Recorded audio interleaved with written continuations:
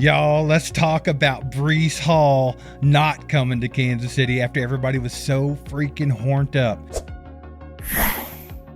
What's up, everyone? Let's talk Chiefs and the trade deadline. Honestly, we were pretty disappointed, and we know we're not alone. We all thought GM Brett Veach was going to make a splash today. We clearly needed some help with the pass rush, and let's be real, a better running back wouldn't have hurt anything. But then, nothing. The deadline came and went, and we stood pat. We know it's super frustrating, but here's the reality check. The cap space was super tight, like only about $3 million tight. Plus, our future draft capital is thin, and Veach clearly didn't want to mortgage those few 2026 picks for a rental, who might not even be a difference maker because Andy Reid don't run the ball. From a business standpoint, I get why they didn't do a panic deal, but it stinks that we didn't get that one big trade. But the good news is the season is not over. They can still look at the free agent market. There are always veterans out there chasing a ring who might get cut. So hang in there. We're in it together.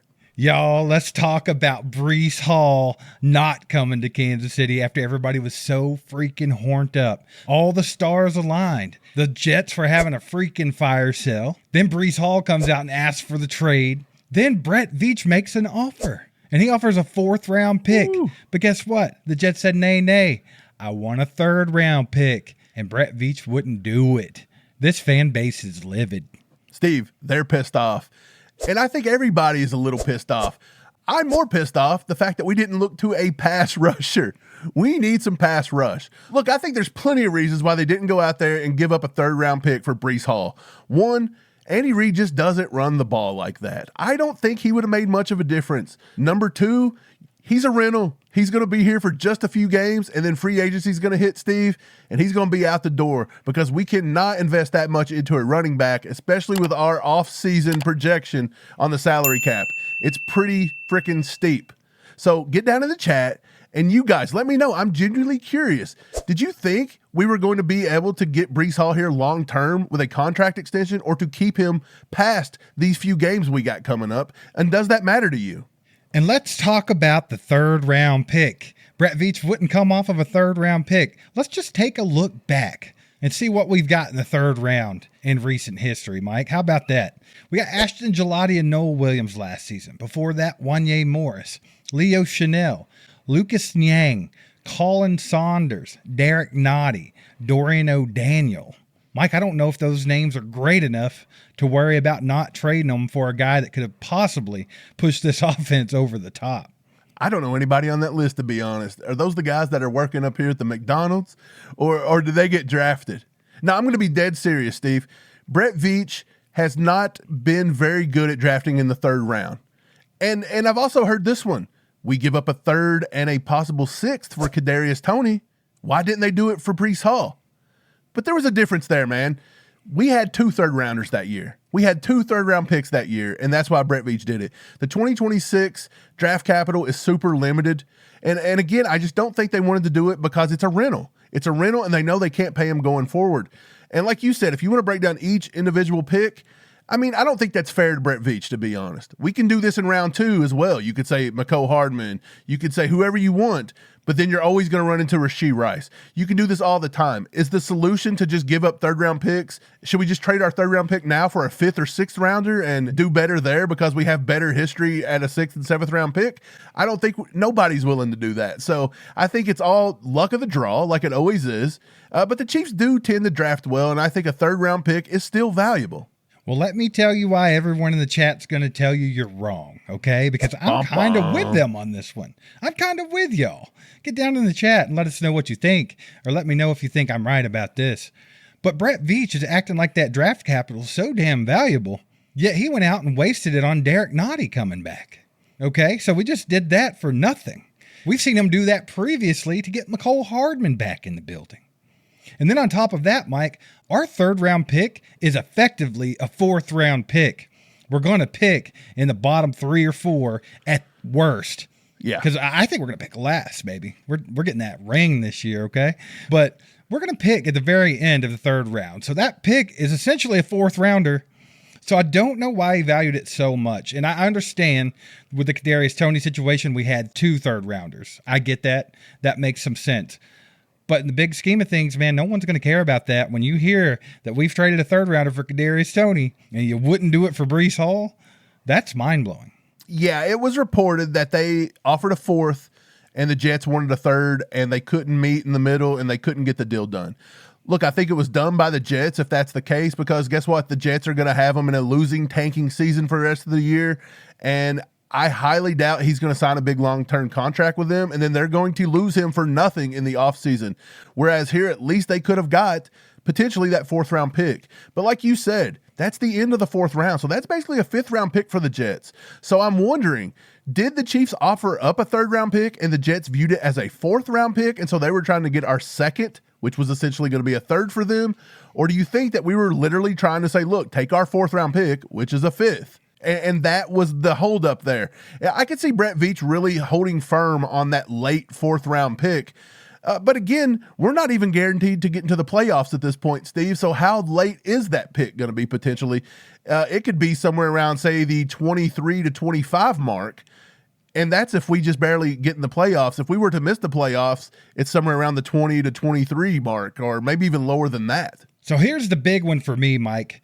The Chiefs didn't do anything here. We know for a fact they needed some kind of pass rush. A lot of people wanted Breece Hall, but that's just kind of a luxury thing, right? But we absolutely needed some pass rush. And the thing about sitting on your hands and not improving your roster while you had the opportunity is that the fact that other teams that are competitive were doing just that. We have the Colts coming up. They went out and took care of a need and got Sauce Gardner. We got the Cowboys coming up. They went out and got Quinnen Williams. Then if you look divisionally, we have the Chargers, who are 2 games ahead of us, essentially.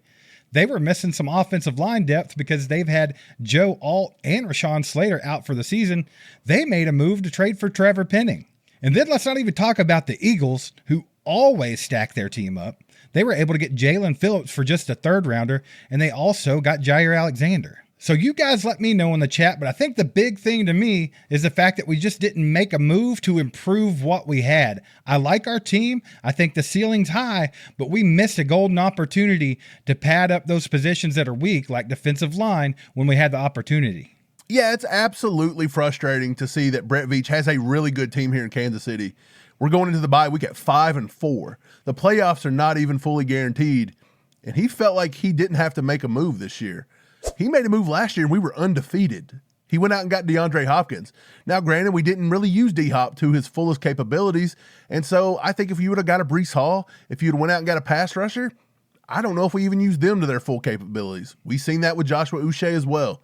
So at the end of the day, this is going to be another season where the Chiefs, in order to make a deep playoff run, winning an AFC championship or winning another Super Bowl, we're going to have to do it on the back of none other than Patrick Mahomes yet again. Football season is in full swing. We're proud to say that All Chiefed Up has teamed with DraftKings Sportsbook to bring you the best ways to get in on the action this NFL season. DraftKings Sportsbook has industry-leading live betting market availability, meaning their odds update dynamically as the game unfolds, keeping you right in the middle of the most relevant storylines in real time. It takes your fan experience to the next level, and when it comes to betting on touchdowns, DraftKings has you covered with all your favorite options, including first touchdown scorer. So make no mistake about it, DraftKings Sportsbook has all your favorite ways to bet touchdowns this NFL season. For this week's matchups, I'm eyeing some interesting lines, like over-under on total touchdowns for our favorite multi-talented tight end. Plus, maybe even checking out the odds for first touchdown scorer in that high-scoring rivalry between barbecue versus chicken wings.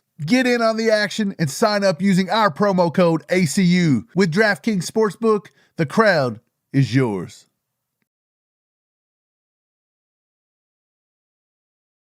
So the big trade deadline came and went today without a huge splash, but the practice squad action is still rolling, and we've got a couple of moves to talk about with that. First up, a familiar face is back with the Chiefs. Malik Herring is rejoining the practice squad.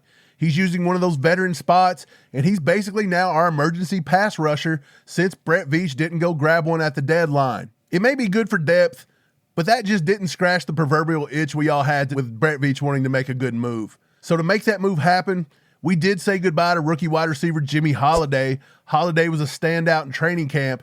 He did show some promise, especially on special teams, but the reality is our wide receiver room was just so stacked that he was just always expendable. I know. It's kind of like rubbing salt in the wounds to talk about Malik freaking Herring coming back to the practice squad when everybody was actually wanting to get an edge rusher to help with the defense immediately. Jermaine Johnson was on the trade block from the Jets as well. They wanted a second-round pick for him, but obviously we had no interest in that. Mike, we saw a lot of other teams be able to go out and acquire pass rush over the last few weeks. We saw that Odafe Owe was traded away from the Ravens, and then they turned around and got Draymond Jones from the Titans, who also had Arden Key up on the trade block. And we have connections with Mike Borgonzi in Tennessee, but we didn't look at that either. Mike, there were a lot of options out there. We saw Jalen Phillips go to the Eagles. We saw a lot of things taking place, but the Chiefs just weren't buyers. I don't know why they're so confident in what we have. Maybe they think that Charles Omenihu and Mike Dana are actually going to step it up in the back half of this season, or maybe they think Ashton Gillotte is going to continue to grow at a faster pace. But is it just me? Or like I say, is it kind of like rubbing salt in the wounds? We didn't get you anybody at the trade deadline, Chiefs Kingdom, but we did put Malik Herring back on the practice squad. Yes, I really like the Draymond Jones move by the Ravens. The Ravens really aren't even essentially in contention. Although I do think by the end of it, they're going to come back and pass up the Steelers. I think the Steelers are a little bit of frauds. But Draymond Jones would have been a nice little piece. We're familiar with the front office there in Tennessee with Mike Borgonzi. He's 6'3", 281. He can set the edge. He had 19 total pressures and 5 sacks this season. So he can get after the quarterback. And we needed that, Steve. We needed somebody to get after the quarterback and to help Chris Jones. So we've had a bad season from Mike Dana. We've had a horrible season from Charles Omenihu. We need something to help George Karlaftis and to help out Chris Jones. Ashton Gillotte's done pretty well in limited snaps. He was just named to PFF's all-rookie team this week because of his performance versus the Bills. He did that again last week. He played his best game with the Chiefs this week, but he's still developing. You can't rely on that. Like you said, we give up a little bit of draft capital for Derek Nottie. He's been horrible. He doesn't get after the passer. That's not what he does. Omar Norman-Lott was that guy, and he's injured. So this pass rush definitely needed some help. Draymond Jones was a guy that could have done that. You didn't have to give up hardly anything. I just don't feel like Brett Veach, Steve, was picking up the phone and dialing anyone. You cannot tell me at the end of the day, the only thing we were looking at was the Jets and a running back. I just don't buy that. So he was maybe trying to go get somebody else. I have no clue who he was talking to. Nobody's got that report just yet. But it would baffle me if the only move Brett Veach was trying to make was for Breece Hall. So let us know down in the comments what you hope the Chiefs are working on to make themselves even better going into the back half of this season, getting back in contention for the playoffs, and hopefully winning the AFC West. That's going to wrap it up for today. Thanks for liking, subscribing, and sharing this with a friend. We'll catch you next time. Go Chiefs.